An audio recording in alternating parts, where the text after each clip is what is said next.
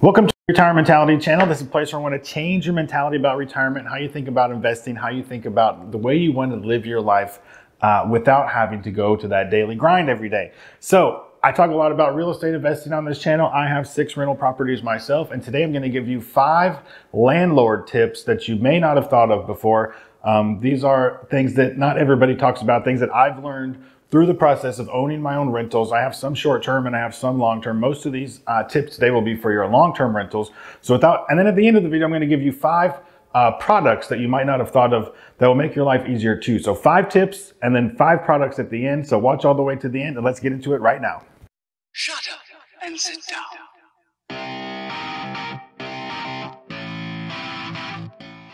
Okay, the first tip that I'm going to give you is whenever somebody wants to pay you a 12-month lease upfront or a 6-month lease upfront or a large sum of cash upfront.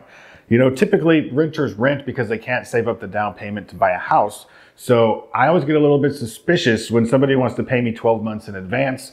When I moved to the Virgin Islands and I rented a condo over there, I actually offered to pay my landlord a year in advance just because I had the money. And it would make it easier and I wouldn't have to worry about it. And I thought maybe I could get a discount. And she wasn't going to give me a discount whether I paid up front or not. So I wasn't going to give her all that money up front. I'll keep it and invest it and then pay her as I go. But the reason I get suspicious as a landlord of somebody who wants to pay me up front is I think they don't want to see me. They don't want to deal with me. They want to keep me away from the house. Maybe they want to grow some weed. Maybe they want to do some meth labbing in there. Who knows what they want to do.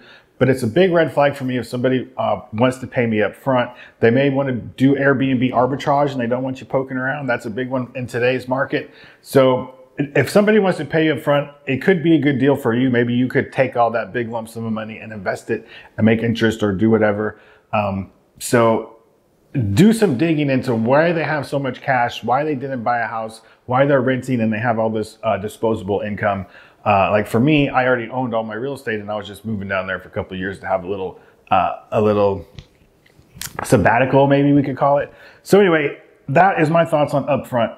Number 2 thing you really need to be careful of and do a really good job at is screening your tenants. And this is obvious. Everybody knows this and it'll save you a lot of headaches down the road. But a lot of people will get the application, they'll pull the credit report and they'll say, oh, this all checks out. But you got to go one step farther and you've got to verify their references, especially their previous 1 or 2 landlords, depending on how long they've been. And, you know, I'd go a couple of years back. And I know that you're thinking, well, they'll just give me their friend's phone number and they'll say they're a landlord. So the trick for that is, obviously they're going to give you the address of the previous place they rented and the owner's name and their phone number so you can see what kind of a renter they were. But then go one step further on this as well and pull the county records and make sure that the owner is the same person that you're calling. If they say Bill Smith is the landlord and you pull up the county records and it's owned by Wanda Jones, then you know that something weird is going on, and so you got to dig into that. So that's a good way to verify your references that they're legit, is to look up the property in the county record. A couple other things you can do while you're screening: when you meet your prospective tenant at your house, look at their car. Is it a total piece of crap? Is there 50 fast food wrappers on the seat and big gulps, and is it a disaster? Because if it is, that's what your house is going to look like when they rent there. So that's one little tip that I could give you that is a little bit sneaky. And then the other thing that I would say is try to get them to show you their social media. Ask them what their Instagram handle is. Try to look up their Facebook. See if they're posting pictures of themselves smoking weed with an AK-47, trying to look tough, or they're into raising tigers. I don't know. But you'll see those things on their social media. So try to check that out as well. And that's another little thing you can do to just get one more layer of screening on your tenant. Number 3 pertains to advertising your property. You know, when you have a vacancy, you want to get somebody in there as fast as you can, and you want to get the pictures up and you want to put it out to all these places. But there's a lot of scammers out there, and they will recopy your advertisement and repost it other places and try to get people to give them rent deposits on a property they don't own. So one tip you can do on this is put a watermark on your photos, maybe put your phone number or something to identify that somebody can't just steal your photos and recreate a listing somewhere else. And the other tip is not to put the actual address in the listing. You can put the neighborhood that it's in, you could put the general area that it's in, but if you can avoid putting the actual address, people it makes it harder for people to scam your ad and try to rent a property that they don't own. Number 4 are your leases. I know I get lazy with my leases too. I feel like leases protect tenants more than they protect landlords. And so I've gotten a little bit lax with my leases over the years. But one thing you need to be sure that you do is use state-specific leases. There are different rental rules and regulations in different states, and your lease needs to match the state that you're in. So I'm not going to go too far into what you should put on your lease and what you shouldn't put on your lease, but at least be sure you use a state-specific lease. So if you do end up in court, that lease is valid in your state. And then, you know, put everything you want in your lease, like no smoking, no tigers, no meth labs, whatever you want to put all those things in there, but be sure it's a state-specific lease. That's a tongue twister. And the 5th thing that I've learned the hard way on a lot of my rentals is, you know, sometimes I have a washer and dryer in there, or a little countertop microwave. Maybe the previous tenant left it, maybe it was mine. But when you put those things in your rental units and then they break, especially if somebody left behind a little crappy microwave and you leave it as a favor to the next person moving in so they don't have to buy one, and then it breaks, well, then they say, hey, my microwave broke and then we want you to replace it. And then you're like, oh, well, I wasn't planning on that. I was doing that as a favor. And they're like, well, yeah, but you rented it to me with the microwave. So if you rent your properties with washers and dryers or microwaves or water softeners or hot tubs or any of these other things that are extra, I tell my tenants, look, this washer and dryer is mine. It's in the unit. You're welcome to use it. If it breaks, I'll come and get it and I'll haul it out of here, but I'm not going to replace it. You're more than welcome to buy your own. The same with the little microwave deal. And I put it in the lease, like provided you a microwave, countertop microwave, but will not replace if breaks. They're like $85, but it's really frustrating when you try to be nice and then people demand that you replace things that you never really were going to give them in the first place. So be sure you are upfront on those things. I hope you're getting a little bit of value out of this. If you are, please give me a big thumbs up down there. And if you haven't subscribed to the channel, what are you waiting for? Come on, hit that subscribe button down there. It's free and it helps me, and then we can be friends. Now I'm going to give you 5 products that might help you in your landlording adventures. The first landlording product that I'm gonna tell you about is something that I need to buy myself. While I was researching this, I realized some of the mistakes that I'm making, and this one drives me crazy. And this is not even a lie. Look at these keys here. These are my Puerto Rico keys. I've got a baggie full of keys here. I've got this huge baggie full of keys here. Some of them are labeled, some of them are not labeled. I'm gonna link to these products down below, but go buy a key holder.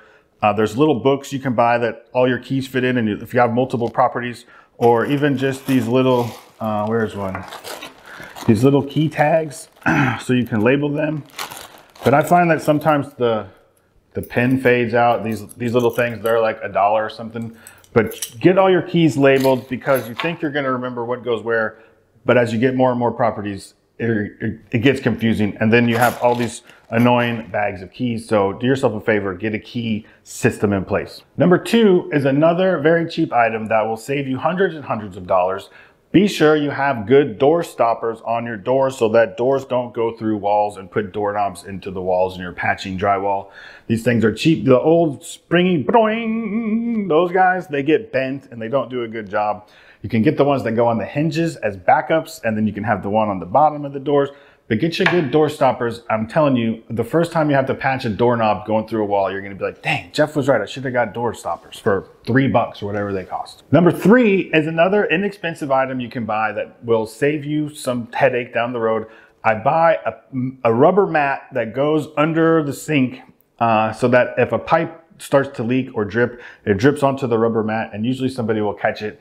You gotta remember, these are tenants, they're irresponsible. They don't care about your property as much as you do. So anything you can do to prevent water damage is a step in the right direction. So I put a rubber mat underneath there, and they can put all their cleaning supplies on it, and it just makes your cabinet stay nicer a little bit longer if you're lucky. Number 4 is a lockbox with a spare key in it.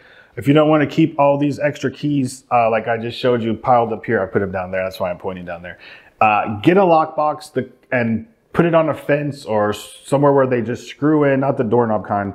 There's kinds that screw to a wall or a fence or a post or something, and put your extra set of keys in there. Then when the tenant loses their keys, or they get locked out, or the electric door lock stops working, or whatever it is, you've got an extra set of keys on site. So that way, if you're in the south of France on vacation, because you're a rich landlord, like I think all of us landlords are.